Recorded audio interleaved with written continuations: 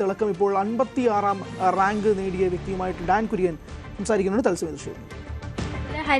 ഹരിത mama all India rank 1 മേടിച്ചു. അപ്പം പത്രത്തിൽ വലിയ വാർത്തയായി. അന്ന് മുതലേ ഉള്ളൊരു സ്വപ്നമാണിത്. അപ്പം മെയ് 2024 മുതലാണ് ഞാൻ ഇതിനു വേണ്ടിയിട്ട് പഠിക്കാൻ തുടങ്ങിയത്. 4th സ്റ്റാൻഡേർഡ് സ്റ്റുഡന്റ് ആണ്. അപ്പം ഓൾമോസ്റ്റ് 2 years ആവാറായി പഠിത്തം പൂർണ്ണമായിട്ട് തുടങ്ങിയിട്ട്. അപ്പം പക്ഷെ ഇത് കുറെ നാളത്തെ ഒരു സ്വപ്നമാണ്. അപ്പൊ മറ്റ് ലക്ഷ്യങ്ങളൊന്നുമില്ല, ഈ സിവിൽ സർവീസിന് വേണ്ടി തന്നെ പഠിക്കുക എന്നുള്ള ലക്ഷ്യത്തോടെയാണ് കാത്തിരുന്നത് അല്ലേ? അതെ, തീർച്ചയായിട്ടും സിവിൽ സർവീസ് അത് മാത്രമായിരുന്നു എന്റെ മനസ്സിലുണ്ടായിരുന്നത്. ഏത് തരത്തിലായിരുന്നു പരിശീലനമൊക്കെ?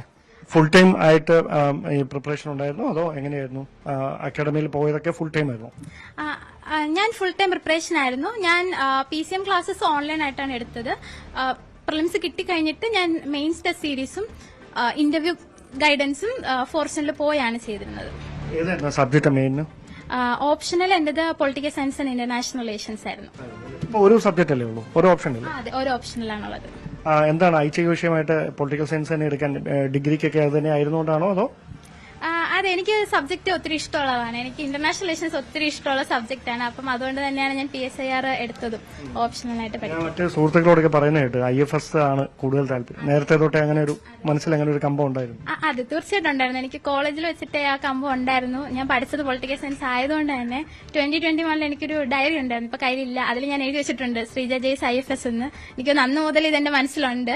പിന്നെ ഞാൻ പിന്നീട് MA അത് കഴിഞ്ഞിട്ട് പിന്നെ മെയ് 2024 ഞാൻ ഇവിടെ എഴുതി വെച്ചിട്ടുണ്ട് ശ്രീജ ജെയ്സ് IFS എന്ന്. അപ്പം ഭയങ്കര തീവ്രമായിട്ടുള്ള ഒരു ആഗ്രഹം ഉണ്ടായിരുന്നു ഫോറിൻ സർവീസ് എടുക്കണം. ഇങ്ങനെ നോമ്പ് നടക്കുന്ന സമയമാണ്, ജപമാലയുണ്ട്, അത് ഒരു വലിയ വിശ്വാസമാണ് അല്ലേ? അതെ, തീർച്ചയായിട്ടും പ്രാർത്ഥനയാണ് ഏറ്റവും വലിയൊരു സംഭവം. എന്റെ അമ്മയും അച്ഛനും പള്ളിയിലുള്ള ഒത്തിരി ആൾക്കാര് എപ്പോഴും പ്രാർത്ഥിക്കും, കുർബാനയില് സമർപ്പിച്ച് പ്രാർത്ഥിക്കും. പിന്നെ എന്റെ കയ്യിലും കൊന്തയുണ്ട്.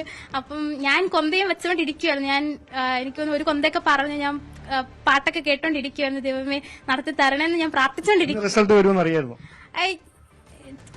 മാർച്ച് 2 എന്റെ ബർത്ത്ഡേ ആയിരുന്നു. അന്ന് മുതൽ എനിക്ക് ടെൻഷൻ എന്ന് വരുമെന്ന്. അപ്പം ഇന്നലെയും റൂമേഴ്സ് ഉണ്ടായിരുന്നു. അപ്പം ഇന്ന് എന്തോ അറിയാണ്ട് ഒരു ഉള്ളിന്നൊരിത് ഇന്ന് മിക്കവാറും വരുമായിരിക്കും, ഇന്ന് ലൈഫ് ചേഞ്ചിങ് ആയിട്ടുള്ള എന്തെങ്കിലുമൊക്കെ നടക്കുമായിരിക്കും എന്നൊരു സംഭവം ഇങ്ങനെ ഉണ്ടായിരുന്നു.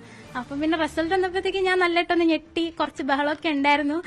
പിന്നെ സെറ്റിലായി. നിയോഗമായിട്ട് വെച്ചേക്കായിരുന്നു അല്ലേ? ഇങ്ങനെ നിയോഗം തന്നെയാണ്. ഞാൻ എപ്പോഴും പ്രാർത്ഥിക്കുകയായിരുന്നു, എനിക്ക് ഇനി എക്സാം എനിക്ക് എഴുതാണ്ട് എനിക്ക് ആദ്യമേ തന്നെ ഇന്ത്യൻ ഫോറിൻ സർവീസ് എടുക്കണം, 2 ഡിജിറ്റ് റാങ്ക് മേടിക്കണം. ഞാൻ ഓൾ ഇന്ത്യ റാങ്ക് 15 ആണ് അവിടെ എഴുതി വെച്ചിരുന്നത്. അതെനിക്കൊരു ആങ്കർ ആയിരുന്നു.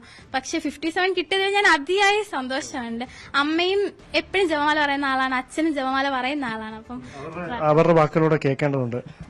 എങ്ങനെയായിരുന്നു മോളുടെ ഈ ഒരു പരിശീലനം? എങ്ങനെയാണ് നിങ്ങൾ അതിനെ പിന്തുണ കൊടുത്തത്? നമ്മള് പിന്തുണ കൊടുത്ത് അവളെ സ്വാതന്ത്ര്യത്തിൽ നമ്മൾ വിട്ടു പഠിക്കാൻ വേണ്ടി. അല്ല, പ്രതീക്ഷിച്ചിരുന്നു ഇത്രയും വലിയൊരു നേട്ടം മകള് സ്വന്തമാക്കും? ഉറപ്പായിരുന്നു മകൾ അത്രയും വിശ്വാസം? എനിക്ക് വിശ്വാസം ഉണ്ടായിരുന്നു കിട്ടും.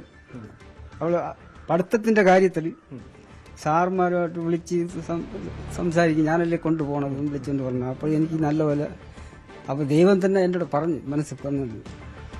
അന്ന് ഇവിടുന്ന് പോയപ്പോഴും പള്ളിയിൽ അച്ഛന്മാരടുത്ത് പറഞ്ഞിട്ട് പോയി കുർബാന നടത്തണം. അതെല്ലാം അവർ നടത്തി. അവരും പറയുന്നത് അച്ഛൻ എന്താ ചെയ്യുന്നത്? കൂലിപ്പണി, പുത്തന്മാരോടൊപ്പം. ഒരു മകളാണ്, ഒരു മോനുണ്ട്. മോനുണ്ടല്ലേ? മോൻ എന്ത് ചെയ്യുന്നു? മോൻ ഇവിടെ മദ്രാസിൽ പഠിക്കുന്നു. അമ്മയുടെ പേരെന്താണ്?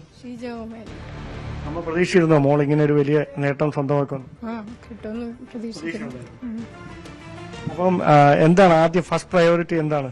എങ്ങനെയാണ് ഇനി ഫോറിൻ സർവീസിലേക്ക് എത്തിയാൽ ആദ്യമായിട്ട് എന്ത് ചെയ്യാനാണ് താല്പര്യം?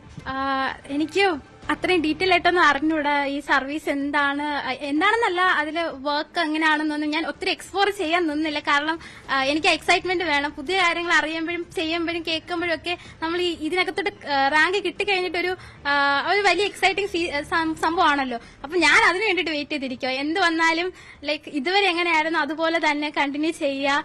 രാജ്യത്തിന് വേണ്ടിയിട്ടും രാജ്യത്തിന്റെ ആൾക്കാർക്ക് വേണ്ടിയിട്ടും എന്നെ കൊണ്ട് പറ്റുന്നതിനപ്പുറം എനിക്ക് ചെയ്യണമെന്ന് വലിയ ആഗ്രഹമുണ്ട്.